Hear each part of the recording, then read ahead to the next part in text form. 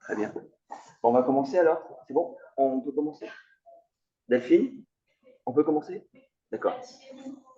Oui, normalement, le micro est activé, vous devez m'entendre. Donc, désolé pour le retard. En fait, on attendait qu'il y ait le plus de personnes connectées. Renaud Tamisier, je suis très content qu'on puisse organiser cette conférence de presse pour le Congrès du sommeil, qui est un moment particulier pour la médecine du sommeil. C'est co-organisé par la Société française de recherche de médecine du sommeil et la Société française de pneumologie. On est aujourd'hui là un petit panel de personnes qui représentent la société. On va pouvoir vous parler un petit peu de différents aspects que nous, on veut promouvoir aussi dans le cadre du sommeil et de la société en général, ou du sommeil et des pathologies. Il y a un axe particulier sur lequel on insiste cette année, c'est vraiment sur le respect des rythmes de sommeil, privilégier le sommeil en termes de santé pour la population. C'est un des piliers de la santé, en population générale et en pathologie. Et puis, on va voir différents aspects entre les rythmes qui impliquent sur le cardio-métabolique, la santé mentale et sommeil, les aspects neurodégénératifs qu'on peut aussi avoir qui sont en rapport avec le sommeil.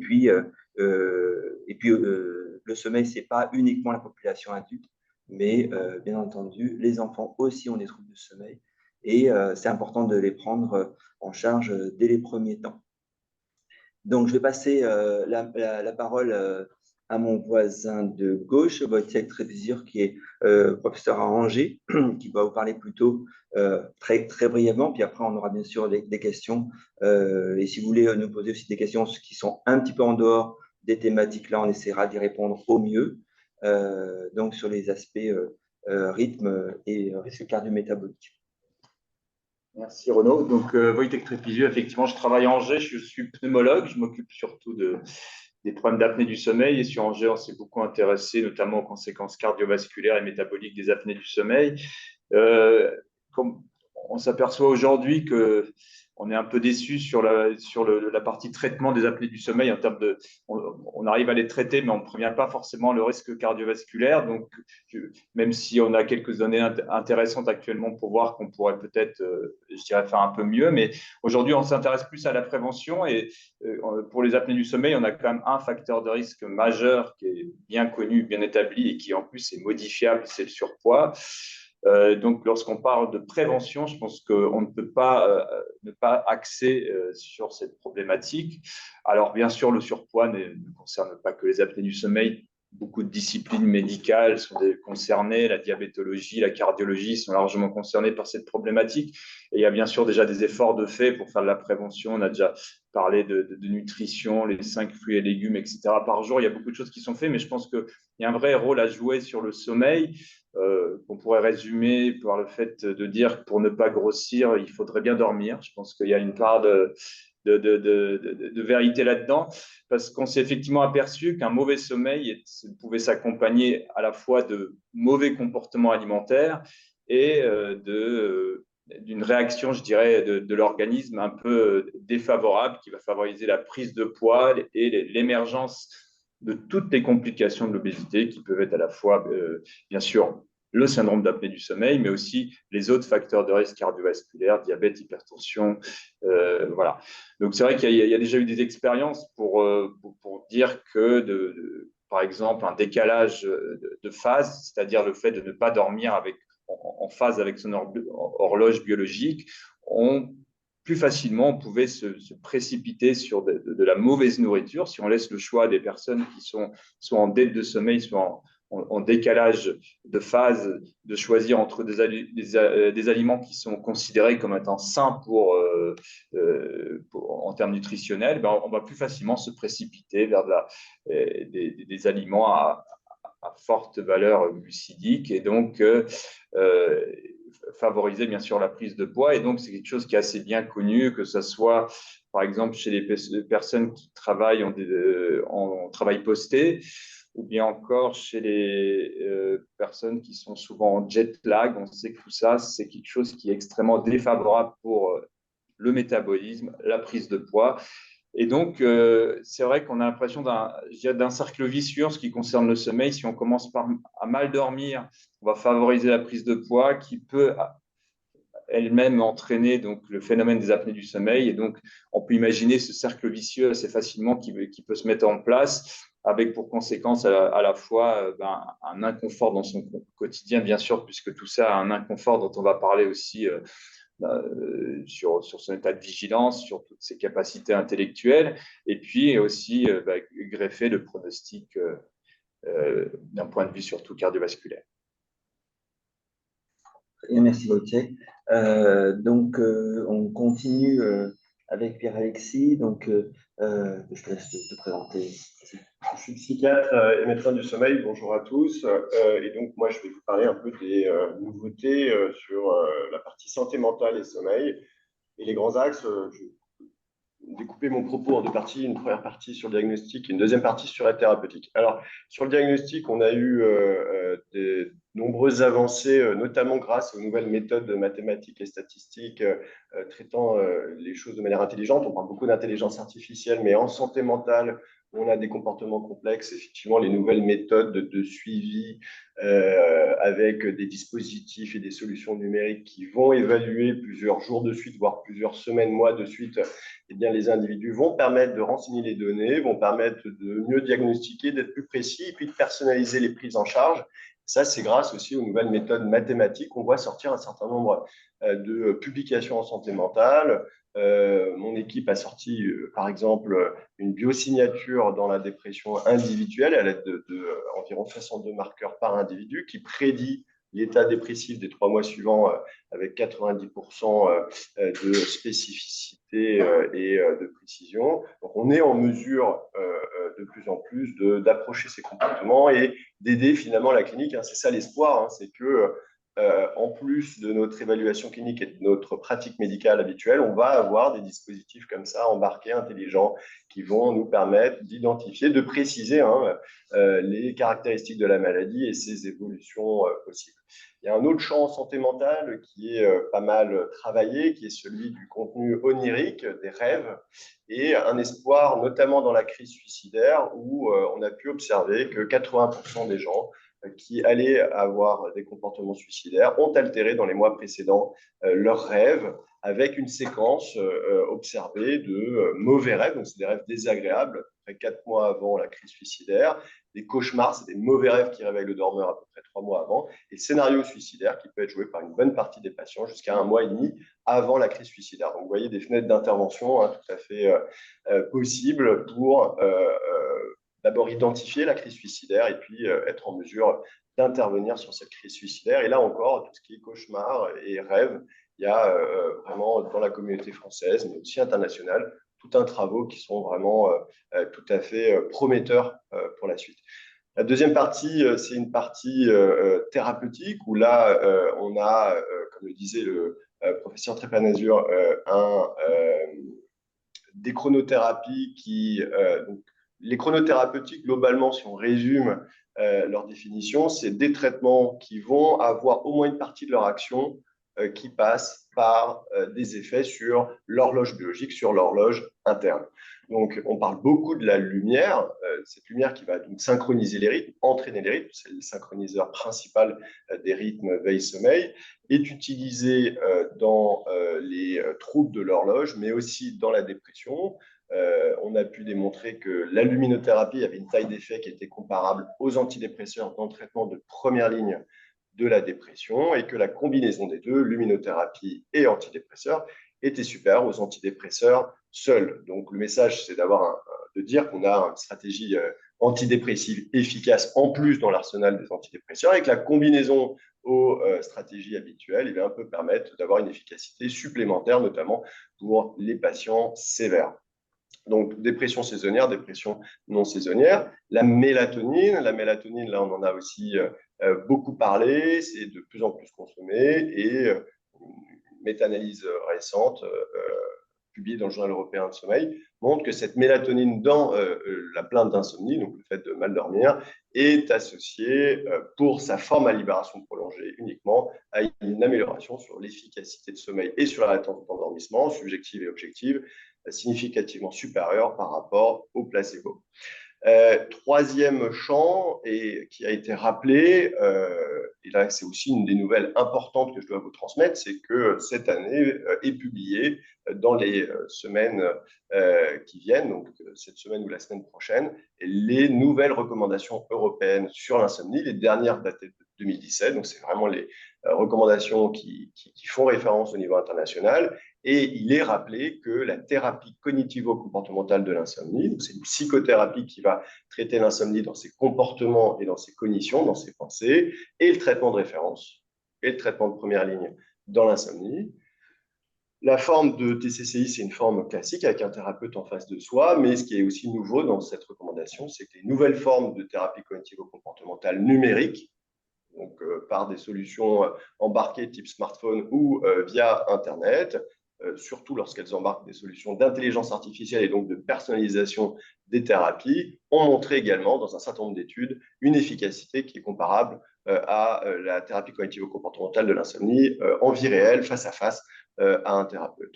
Donc, il rappelle dans ses recommandations que cette TCCI, c'est le traitement de première intention et que les traitements pharmacologiques sont des traitements de seconde ligne en cas d'inefficacité ou d'efficacité partielle de la thérapie cognitivo-comportementale de l'insomnie. Voilà. Donc, voilà pour les trois grandes thérapies. Et puis, peut-être finir avec le traitement des cauchemars, qui est un traitement assez facile à mettre en place, hein, qui est déjà proposé dans un bon nombre de centres de sommeil en France, qui est efficace, qui s'appelle la répétition d'imagerie mentale, la RIM, qui là aussi concerne une bonne partie de la population, et en particulier les patients qui souffrent de troubles psychiatriques. Et enfin, dernier message concernant spécifiquement la santé mentale, justement, ces deux psychothérapies, la RIM sur le traitement des cauchemars et la TCCI sur le traitement d'insomnie. Là aussi, il y a des très belles études qui sont sorties qui montrent que ces deux traitements sont aussi efficaces dans le traitement des pathologies du sommeil chez des patients qui souffrent de troubles psychiatriques, et en particulier de dépression. Et pour la TCCI en particulier, il y a une très très belle étude qui est sortie cette année qui montre que c'est accompagné aussi d'un effet direct sur la pathologie mentale avec une diminution des idées dépressives, des idées de suicidalité et des symptômes anxieux. Donc des effets aussi intéressants pour la pathologie mentale, en plus des effets sur le sommeil. Voilà pour les quelques messages clés. Merci Pierre, merci. En fait, juste pour insister, vous voyez l'importance du sommeil, mais c'est vraiment ce qu'on essaie de promouvoir, c'est de replacer le sommeil à même niveau que l'activité physique, la nutrition, l'hygiène de vie. Vraiment, on a besoin globalement de progresser sur l'amélioration de la qualité du sommeil, parce que c'est en première ligne sur la prévention des maladies cardiovasculaires, très certainement. C'est en première ligne pour éviter l'obésité. Vous voyez, dans la santé mentale, c'est déterminant. C'est déterminant à la fois en termes de prévention pour éviter d'aller vers la maladie, mais aussi, une fois qu'on est dans la maladie, ça améliore les choses. Donc, Géraldine va prendre la suite sur les pathologies neurodégénératives. Donc, Géraldine est directeur de recherche à Caen, à l'INSERM. Voilà. Bonjour à tous. Donc, en effet, moi, je travaille sur deux problématiques. La première, c'est le rôle du sommeil dans les processus de mémorisation. Donc, on le sait tous, hein, quand on a mal dormi, on a du mal à bien se concentrer, à apprendre des informations. Donc, c'est quelque chose qui est important à tous les âges de la vie, parce qu'on mémorise des informations tout le temps. Mais dans le cas de la population âgée, le fait de mal dormir pendant un certain nombre d'années, ça va contribuer en fait à altérer les fonctions cognitives et donc à engager potentiellement les gens vers une voie qui va mener au vieillissement pathologique. Donc ça, c'est un domaine de recherche voilà, sur lequel les connaissances avancent beaucoup. Et puis en fait, il y a une dizaine d'années, on a découvert une nouvelle fonction du sommeil qui serait l'élimination des déchets toxiques. Et l'idée, c'est qu'en fait, au cours de notre sommeil, alors peut-être principalement pendant le sommeil lent profond, on éliminerait certaines protéines toxiques, certains déchets qui sont accumulés entre les neurones. Et en fait, c'est une thématique qui est très importante dans le cadre de la maladie d'Alzheimer, parce qu'il y a l'accumulation de différentes protéines sous des formes toxiques. Et donc, on est en train d'étudier, et c'est vraiment un sujet très chaud en fait, dans la communauté scientifique, les liens entre la qualité de sommeil et le risque de développer une maladie d'Alzheimer. Et comme le disait Wojciech tout à l'heure, ben, on est vraiment dans le cadre d'un cercle vicieux aussi, où les troubles du sommeil, en fait, vont contribuer à exacerber l'accumulation de certaines protéines toxiques et donc vont augmenter notre risque de maladie d'Alzheimer. Mais le fait qu'on ait déjà des protéines toxiques, ça va aussi se mettre dans des régions qui contrôlent le sommeil et induire des troubles du sommeil. Donc, les troubles du sommeil, c'est à la fois un facteur de risque et une conséquence de la maladie. Mais ce qui est très intéressant là-dedans, c'est que voilà, ces troubles du sommeil, en fait, ils vont apparaître bien en amont. Et donc, on a une fenêtre d'intervention qui est intéressante parce que, comme l'ont dit mes collègues, il y a plein d'interventions possibles qui peuvent être proposées pour essayer de réduire ces troubles du sommeil et potentiellement ralentir le déclin cognitif, ralentir la progression des lésions. Donc là, en ce moment, il y a beaucoup d'études qui sont réalisées justement pour essayer d'améliorer la qualité du sommeil, donc avec des interventions qui sont soit pharmacologiques, il y a des nouveaux traitements là, qui sont en cours d'essai aux États-Unis, mais il y a aussi des interventions non pharmacologiques avec la luminothérapie, l'activité physique, on travaille sur la méditation. Et l'idée, c'est de voir en fait ce qui marche pour que les gens en fait aient un certain nombre, un panel en fait d'interventions qui vont peut-être plus correspondre à leur personnalité et vont pouvoir choisir et essayer d'améliorer leur qualité de sommeil. Et l'idée, c'est pas qu'en traitant complètement les troubles du sommeil, on va empêcher la maladie d'Alzheimer de survenir, mais on sait que voilà, on a tous des facteurs de risque et des facteurs de protection, et c'est d'augmenter en fait le poids de nos facteurs de protection et diminuer les facteurs de risque. Merci beaucoup. Donc, vous voyez, hein, on reste vraiment dans cette même ligne. Et puis, donc, il faut vraiment arriver à changer les comportements. Et pour prendre des bons comportements, il faut commencer très tôt. Et donc, la transition est tout à fait faite pour Guillaume Aubertin, qui est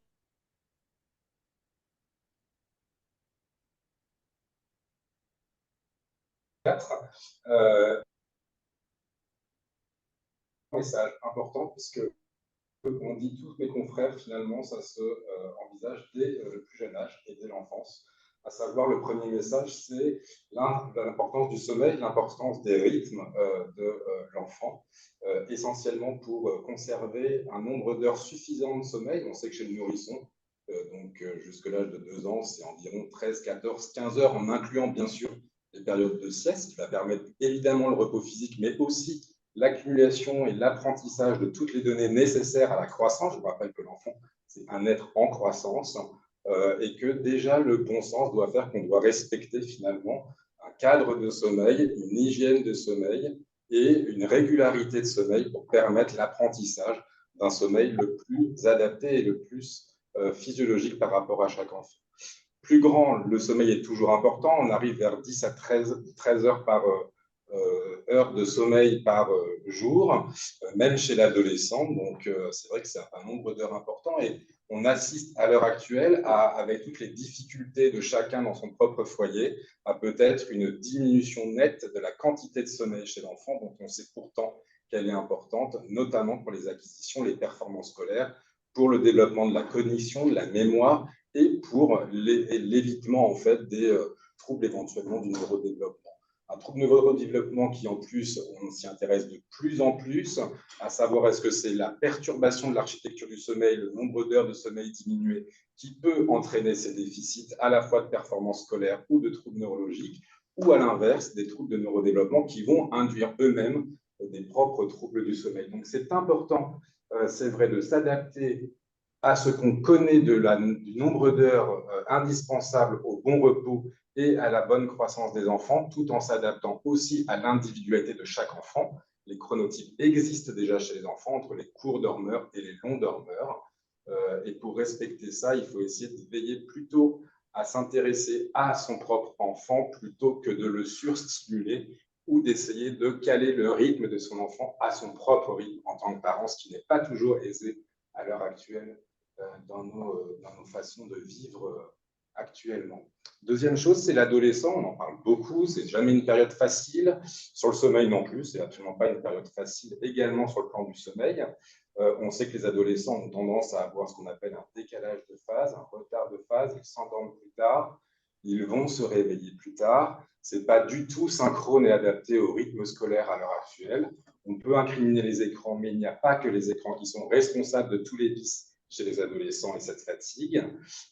Et il y a à l'heure actuelle, notamment par l'implication de ma consoeur que je voudrais féliciter aujourd'hui, qui est Stéphanie Maza sur l'équipe de Lyon, qui est très impliquée dans le Conseil scientifique de l'éducation nationale. Et dans certaines régions, il y a des études pilotes, justement, pour dans certains collèges et certains lycées, essayer de décaler les horaires d'entrée des adolescents le matin dans leur établissement scolaire pour justement permettre de voir si on peut plutôt adapter le rythme de vie diurne à cette physiologie particulière du sommeil chez l'adolescent. Et donc ça reste très important. La troisième chose dont je voulais vous parler, c'est que la SFRMS est très active sur la prise en charge des troubles du sommeil de l'enfant. Plusieurs consensus ont été réalisés, un sur la narcolepsie et l'hypersomnolence, un deuxième qui va être publié probablement l'année prochaine sur l'insomnie, avec sa partie pédiatrique, qui est quand même le trouble le plus important du sommeil chez l'enfant, et un troisième consensus qui vient de paraître cet été, dont j'ai coordonné un groupe de 15 personnes sur les troubles respiratoires obstructifs du sommeil de l'enfant, donc les apnées, dans lequel nous tous, parents, éducateurs, personnes autour de l'enfant et bien évidemment médecins, ont un rôle à jouer, notamment dans le dépistage, la sensibilisation d'un nombre croissant de différences cliniques qu'on peut faire apparaître quant aux apnées de l'enfant. On a bien en tête le ronfleur qui empêche tout le monde de dormir et qui, lui, va être effectivement dépisté. Ce n'est pas normal de ronfler, donc il faut aller consulter, mais on a sans doute un nombre croissant de formes frustres dont on ne connaît pas finalement l'existence des apnées, alors qu'elles sont sans doute déjà le lit de phénomènes, comme on le disait avec mes collègues adultes, de complications métaboliques, cardiovasculaires, psychiatriques. Et donc, il faut qu'on s'intéresse de plus en plus à ces troubles respiratoires obstructifs du sommeil, même dans leur forme frustre. C'était vraiment le message important parce qu'on s'aperçoit qu'on est de plus en plus ensemble et intriquement liés, de plus en plus pluridisciplinaires. On a besoin des autres pour avancer. C'est ce qui est en train de se passer dans la communauté sommeil actuellement. Et donc, sur le plan global, finalement, de la pédiatrie, je voulais aussi insister sur le fait que la communauté sommeil, comme on s'appelle, prend la part belle de cette population pédiatrique. Depuis 2 ans, il y a un groupe sommeil enfants-adolescents qui a été créé au sein de la Société française de recherche en médecine du sommeil, qui montre bien la nécessité de s'y impliquer de plus en plus. Il y a de plus en plus de formations, de plus en plus de pédiatres qui participent à ce congrès. On sensibilise de plus en plus. On a nous-mêmes notre propre journée du sommeil de l'enfant lors de la journée internationale du sommeil, le 15 mars, l'année prochaine. Donc voilà, la pédiatrie n'est plus actuellement le parent pauvre, ou l'est de moins en moins, si je puis me permettre, et c'est important qu'on s'attelle à sensibiliser tout le monde sur les troubles du sommeil de l'enfant. Merci. Merci Guillaume. Donc, vous voyez, il y a un aspect un petit peu transversal du sommeil. Et donc, notre société d'ASFRMS, on essaie vraiment d'avoir une action dans la société civile pour promouvoir le sommeil. Le sommeil, ça se passe la nuit, on pense que c'est naturel, mais il y a vraiment un changement à opérer sur le plan de comment on considère le sommeil. Si on ne prend pas conscience qu'il y a vraiment à tous les âges une éducation sur le sommeil et un respect des rythmes de sommeil, eh bien, on continue probablement à malmener notre population. Et on a vraiment, je pense, intérêt à réfléchir collectivement à une solution type plan sommeil pour aller vers une nouvelle considération de ce temps de sommeil. Et donc, si vous voulez, on va pouvoir répondre à vos questions. Il y a déjà 2 questions sur le chat, une sur les rimes. Je crois que là, c'est plutôt pour Pierre-Alexis. Puis il y a une question aussi sur les nouveaux médicaments. Alors, comme vous avez entendu, hein, dans les dernières recommandations européennes, hein, les médicaments arrivent bien en seconde intention. Oui, c'est ça. Alors, sur la rime, en 2 mots, c'est ce qu'on appelle de la répétition d'imagerie mentale. L'idée est assez simple. Quand vous faites des cauchemars, ce qui est un problème, c'est la détresse et l'impact émotionnel et diurne que vont avoir ces cauchemars et qui vont retentir le jour suivant. Ce retentissement diurne, en fait, va nourrir la nuit suivante avec un processus de digestion du stress, de digestion des émotions que sont les cauchemars, qui est tout à fait normal et tout à fait physiologique. On a besoin de ça, qui va être dépassé par cette surcharge émotionnelle et de détresse, et qui va à nouveau nourrir le jour suivant. Donc, on a une espèce de cercle vicieux comme ça, avec une perte de fonction. L'idée de la RIM, c'est de partir de ce principe-là, avec, par imagerie mentale, l'idée d'injecter des images neutres ou positives avec des scénarios alternatifs qu'on va répéter au moins 10 minutes par jour. Donc, on refait ce qu'on appelle un nouveau script de scénario. Et en répétant par imagerie mentale, donc on a entraîné ce scénario par imagerie mentale avant avec le sujet, c'est-à-dire en convoquant des sens, l'ouïe, l'odorat, la vision, bref, ça peut être un souvenir heureux, par exemple de vacances, eh bien, le fait de répéter ça tous les jours 10 minutes, n'importe quand dans la journée, va finalement se traduire dans la nuit et va remplacer, modifier le contenu onirique qui pose problème. Et ça marche assez bien parce qu'il y a 40 à 60% de réponses à peu près. Peut-être juste pour vous répondre sur les nouveaux traitements, c'est qu'on n'en a pas parlé, on aurait peut-être dû un peu en parler. Mais il y a ce qu'on appelle les antagonistes de l'orexine, des récepteurs orexine qui devraient arriver en France cette année et qui font partie justement des nouveaux traitements aussi dans l'insomnie, qui sont porteurs d'espoir et qui agissent d'une manière un peu innovante ou différente, c'est-à-dire en diminuant la vigilance plutôt qu'en induisant le sommeil, plutôt qu'en sédatant, comme les hypnotiques précédents pouvaient le faire. Et donc, c'est des traitements qui devraient arriver bientôt et qui ont montré des effets plutôt positifs dans l'insomnie, chez le sujet âgé, chez l'enfant. Je ne sais pas s'il y a des... Pas encore. Mais ils sont... Je voulais dire qu'ils sont aussi... c'est une piste intéressante qui est proposée dans l'Alzheimer, puisqu'ils ont été testés alors, voilà, sur une période courte d'administration, et qu'on voit que ce traitement en fait élimine les plaques amyloïdes. Donc c'est vraiment une perspective qui est intéressante. Et voilà, il y a des discussions pour qu'il y ait d'autres études et qu'on voit s'ils ne peuvent pas aussi être indiqués pour le traitement d'Alzheimer.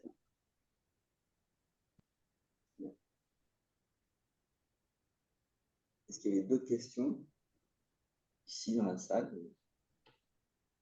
Ça veut dire qu'on a été super clair, ce qui est quand même assez exceptionnel.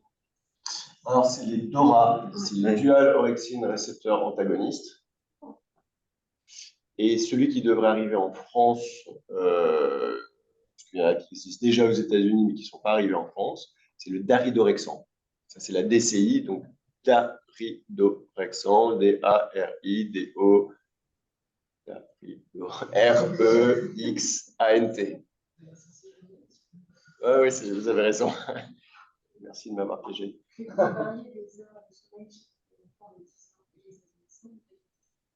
En fait, globalement, le nourrisson, donc c'est moins de 2 ans, on est sur 13, 14, 15 heures, incluant bien sûr le sommeil de sieste aussi, d'accord. Et chez les enfants plus grands, jusque l'adolescence, on est sur 10, 13 heures, je ne peux pas vous donner plus précisément, parce qu'il y a un panel, en fait, il y a une attitude à accepter aussi en fonction de l'individu. Nous-mêmes adultes, il y en a qui perdent 6 heures, d'autres 8, quoi, en fait. Donc c'est vrai que tout va dépendre un peu de cette... Et ça, c'est extrêmement important. C'est-à-dire que de comprendre quel est son rythme, son horloge biologique, et de la respecter. Parce que si vous avez un rythme plutôt à 6 heures de sommeil et qu'on vous demande de dormir 9 heures, c'est impossible. Et au contraire, vous allez déstructurer votre sommeil, vous allez perdre en qualité de sommeil.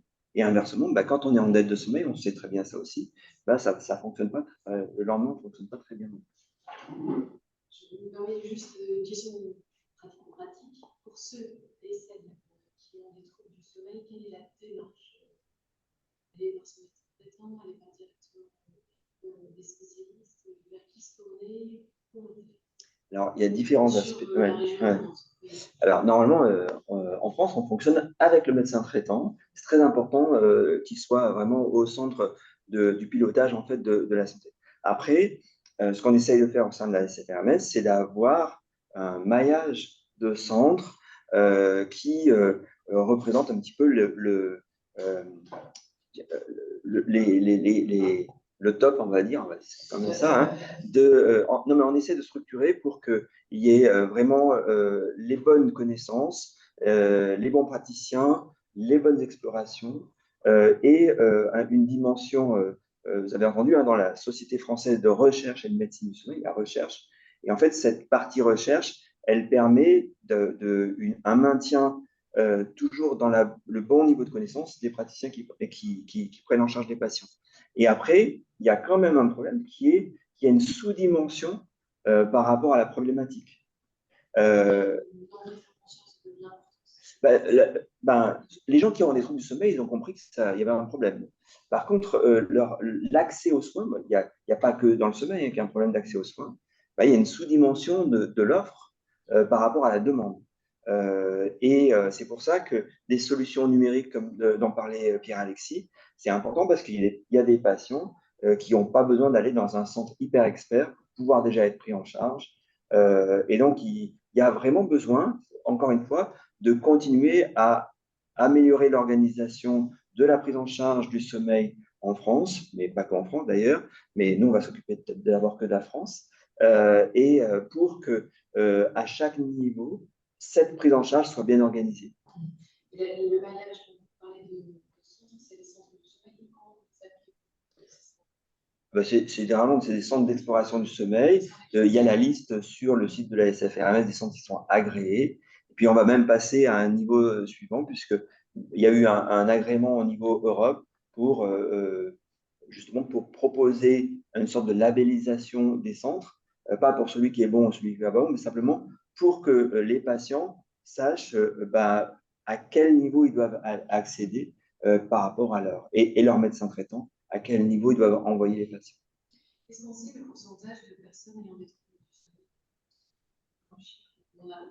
Ah si, il y en a plein de chiffres, hein. Mais globalement, vous avez 10% des patients qui ont une insomnie sévère, hein. On a à peu près une dizaine de pourcents qui ont des pathologies respiratoires du sommeil, les troubles de la chronobio, on doit être pas loin d'une dizaine de pourcents aussi. En gros, c'est un chiffre, 30% ont plainte de sommeil. 30% ont plainte de sommeil.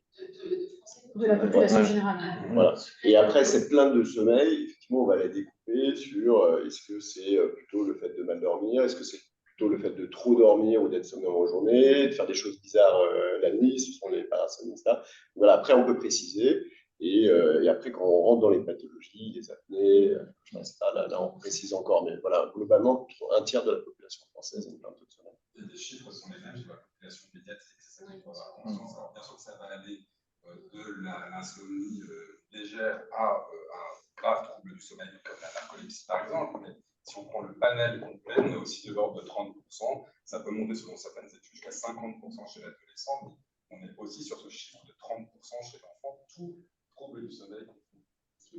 Oui, c'est énorme, c'est pour ça qu'il faut vraiment, là, on a fait plusieurs lettres aux différents ministres successifs, mais pour l'instant, on n'a pas été assez entendu.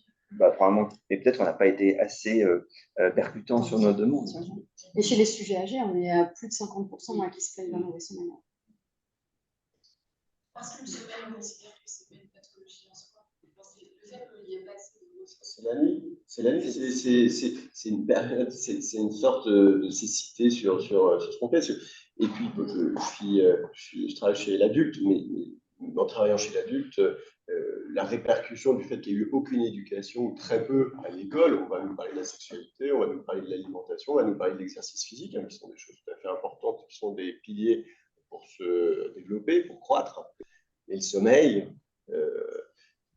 sommeil fait partie de ça. D'ailleurs, on croît au sens propre, concrètement, on sécrète notre hormone de croissance la nuit pendant le sommeil. Et ça, par contre, préserver un bon sommeil, quels sont les bons comportements liés au sommeil, comment respecter ses rythmes, sa durée de sommeil, les bonnes conditions, l'obscurité, la température, c'est des choses tout à fait basiques et essentielles. Elles ne sont pas enseignées actuellement. Elles sont un peu données dans le carnet de santé. Ok. Ça, c'est important quand même parce qu'il y a c'est beaucoup amélioré ce carnet de santé, mais ce n'est pas suffisant de dire effectivement comment bien dormir et comment profiter d'un bon sommeil en quelques lignes dans le carnet de santé. On a besoin effectivement d'éduquer toute la population. Moi, mon fils de 6 ans, il n'a pas le carnet de santé. Oui, il a eu des cours sur l'alimentation, il a eu des cours sur effectivement différentes choses, mais je pense qu'on a tous des expériences personnelles. Il n'y a pas eu de temps dédié pour l'instant. J'espère que ça viendra, etc. Et il y a plein de choses. Et c'est vrai qu'il faut être optimiste. Hein. L'idée n'est pas de donner, pas d'adresser un message pessimiste. Les choses bougent et on sent que les choses s'enclenchent un peu. Et c'est tant mieux. Et votre présence ici, on vous en remercie d'ailleurs, témoigne du fait que on commence à s'intéresser à cette thématique un peu plus. Mais il y a encore beaucoup à faire par rapport aux autres domaines. Hein. On peut peut-être juste parler, Guillaume a félicité Stéphanie Mazat tout à l'heure, mais elle a développé un programme d'éducation au sommeil pour les enfants à l'école primaire, mais plutôt pour les enfants de CE2, mais qui peut être utilisé aussi après, hein, avec des BD, etc. Et pour expliquer en fait comment ça fonctionne le sommeil et ce qu'il faut faire, et ça marche très bien en fait. Stéphanie Mazat. M-A-2-Z-A, l'application qui s'appelle Mémé ton pige. Oui, Mémé ton pige, avec la petite tortue. Avec une tortue, effectivement, il y a quelque chose accessible à tous, grand public, pour justement permettre d'avoir accès aux informations à la l'éducation du sommeil. C'est quelque chose qu'il faut promouvoir, en tout cas, auprès de. C'est l'application sur oui, en fait, c'est une petite mallette aussi pour les enseignants. Mais ce qu'il faudrait, c'est qu'on ait le temps de développer des programmes comme ça qui soient ciblés sur toutes les populations. Les ados, là, c'est voilà, il faudrait revoir un petit peu les supports, mais chez les personnes âgées, chez les gens qui ont des troubles psychiatriques, voilà, mais on n'a pas assez de temps pour faire encore tout ça.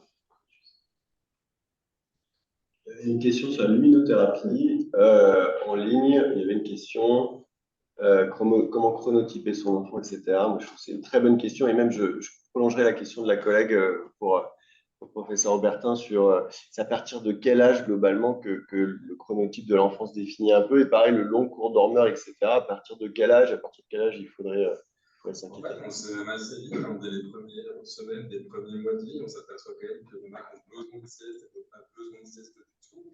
Et c'est vrai que c'est terrible pour les parents de se dire j'ai appris qu'il fallait faire la sieste et de voir que son enfant ne dort pas. Et donc c'est vrai que c'est quelque chose qui se définit assez rapidement finalement dès les premiers mois de vie sur ce qu'on appelle donc le chronotype du court, du long dormeur et plutôt du chronotype du soir ou du chronotype du matin. Et c'est vrai que sur cette question, comment chronotyper son enfant, j'ai envie de dire effectivement comme vous le supposez, c'est le laisser vivre et voir un petit peu. Alors, le temps d'un week-end, c'est sans doute un petit peu court, mais je pense qu'il faut savoir profiter des longs moments justement où il n'y a pas de contraintes, où il y en a le moins possible, comme les vacances scolaires prolongées, pour justement se permettre, si c'est possible, de voir justement quel est finalement le besoin de sommeil et le rythme du sommeil de son enfant. Ça, c'est la première chose. Quand on a moins de contraintes, c'est toujours plus facile. Donc, essayer de voir si ça, c'est envisageable. Et comment composer avec les rythmes sociaux et les rythmes scolaires. Alors, les rythmes sociaux, je ne sais pas si c'est les rythmes sociaux des parents ou les rythmes sociaux de l'enfant. Si c'est les rythmes sociaux des parents, je laisse faire les parents de la responsabilité. Si c'est les rythmes sociaux de l'enfant, c'est vrai qu'on assiste aussi, comme je disais, à une privation de sommeil, mais aussi à une surstimulation des enfants, le nombre d'activités périscolaires croissantes, le nombre d'activités physiques croissantes.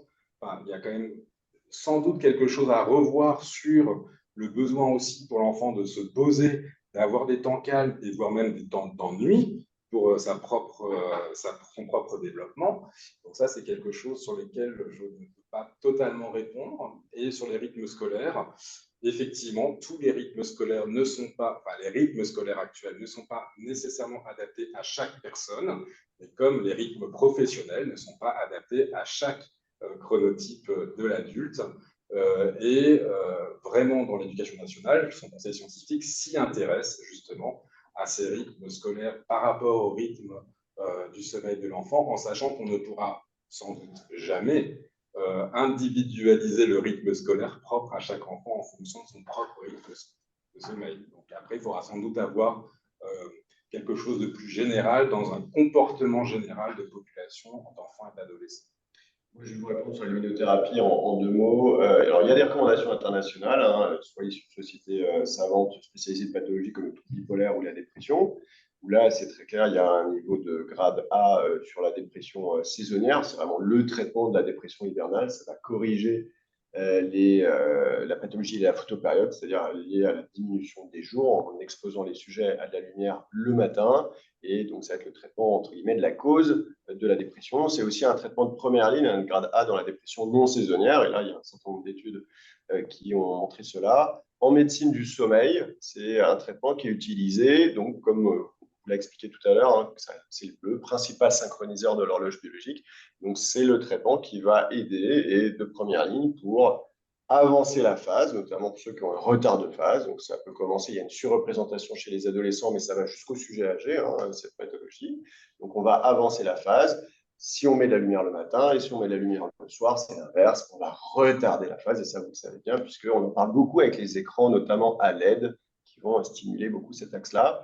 C'est un traitement aussi qui est utilisé dans les autres pathologies. En fait, toutes les pathologies de l'horloge, il y en a beaucoup d'autres, on n'a pas le temps d'en parler plus profondément, mais toutes les pathologies de l'horloge vont pouvoir être synchronisées dans leur rythme grâce à la luminothérapie. Et donc, c'est aussi un traitement de référence dans les sociétés de chronobiologie, notamment la Société française.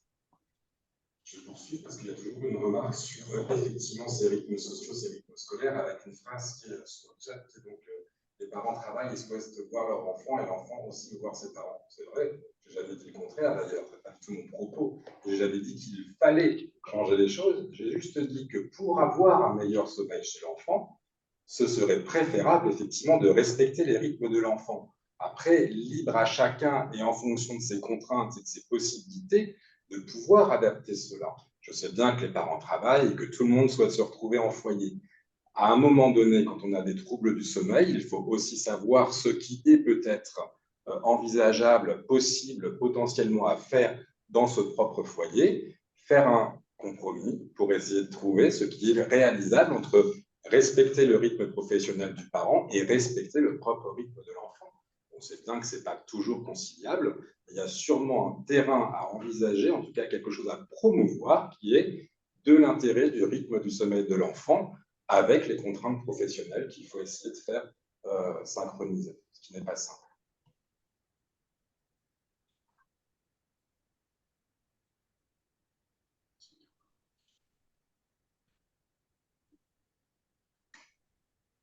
Très bien. Écoutez, si vous n'avez pas plus de questions, si vous n'avez pas d'autres questions, quid de l'horaire d'été? Alors là, ne nous lancez pas là-dessus. Je peux répondre à un autre. Oui. Depuis 2019, l'Europe a arrêté normalement propose d'arrêter le changement d'horaire. Hein, voilà. Alors, tout le monde voudrait garder l'heure d'été, puisque l'été est associé à davantage de choses joyeuses, une meilleure humeur, un meilleur sommeil, justement, etc. Mais c'est l'été, c'est-à-dire quel que soit le changement d'horaire ou pas, c'est l'été où la population générale globalement est mieux, mais on a 2 heures de décalage par rapport à l'heure solaire, alors que l'hiver, on n'a qu'1 heure de décalage par rapport à l'heure solaire. Donc, il faudrait garder un horaire, c'est l'heure d'hiver, et quand on est plus proche de l'heure solaire, de l'heure terrestre, on est en meilleure santé, que ce soit en santé physique, en santé mentale. Il y a beaucoup d'études, et c'est pour ça que les chronobiologistes sont très clairs, il faut arrêter ce changement d'horaire qui ne fonctionne pas sur un plan économique ou écologique, ça c'est aussi très bien démontré, parce que c'était la raison initiale, hein, et protéger, pour garder l'heure d'hiver, pour d'abord garder une meilleure santé physique et mentale, et puis éviter, au moment de ce changement d'horaire, les accidents physiques, accidents de la route, mais aussi on a plus d'AVC, plus d'infarctus du cœur, etc., liés à ce stress qui est un changement brutal de l'horloge. Voilà. En gros, ce n'est pas nécessaire. Donc, autant le changer. Ensuite, les recos, on pourra regarder pour les recos de l'insomnie exactement quand est-ce qu'elles elles sont en train d'être publiées. Soit c'est déjà sur PubMed, soit c'est vraiment dans la semaine ou la semaine prochaine. Donc elles sont publiées, éditées et soit visibles de manière imminente. Voilà. Donc c'est vraiment, elles sont finalisées, publiées. Je réponds sur. Ça peut être long. Est-ce qu'on peut être ça? Oui, effectivement, troubles du sommeil chez l'enfant, quels sont les signes qui doivent alerter les parents? C'est tellement global ce que ça peut induire. J'ai envie de dire que Sans doute, effectivement, les troubles du comportement, les troubles de l'humeur, c'est quand même quelque chose qui, comme chez l'adulte, en fait, on a la même chose, on dort moins bien. Un enfant va être moins bien dans la journée, qu'il soit justement peut-être un peu plus hyper agressif, hyper actif, plutôt le trouble du comportement agressif que calme chez l'enfant. Ça, c'est quand même quelque chose qui est très spécifique à l'enfant. Autant l'adulte va être fatigué, va vouloir être dans son coin tranquille, autant l'enfant va être au contraire pile électrique. Donc plutôt énervé et donc énervant. Voilà ce qu'on peut dire. Et puis la deuxième chose qui doit alerter, c'est sans doute effectivement l'attitude en classe, mais surtout les troubles de la croissance. Quand je dis la croissance, c'est le poids, la taille. Hein, c'est toujours un très bon marqueur chez l'enfant et chez le pédiatre. Les courbes de croissance à la fin du carnet de santé, j'insiste, hein, c'est toujours très important pour nous qu'un enfant qui globalement est en pleine santé grandit et grossit bien. Voilà. En quelques mots, quand même ceci. Et quand même, pour certaines pathologies, notamment pour ce qu'on appelle les hypersomnies centrales, quasiment tous les adultes que l'on voit en diagnostic racontent qu'ils s'endormaient en classe, ils ont été étiquetés comme quoi ils faisaient la fête, ou comme quoi ils ne dormaient pas assez, ou ils n'étaient pas intéressés. Et je pense que quand même, avant de passer sur le... Et c'est dommage, parce que vraiment, c'est des pathologies qu'on connaît bien, il y a des traitements qui sont super efficaces.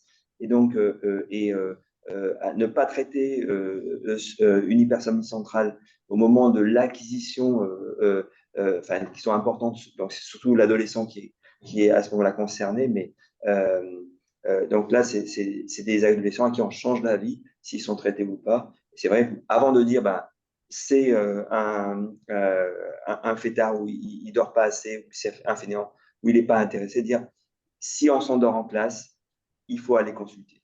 Là, ça, je pense que c'est vraiment important.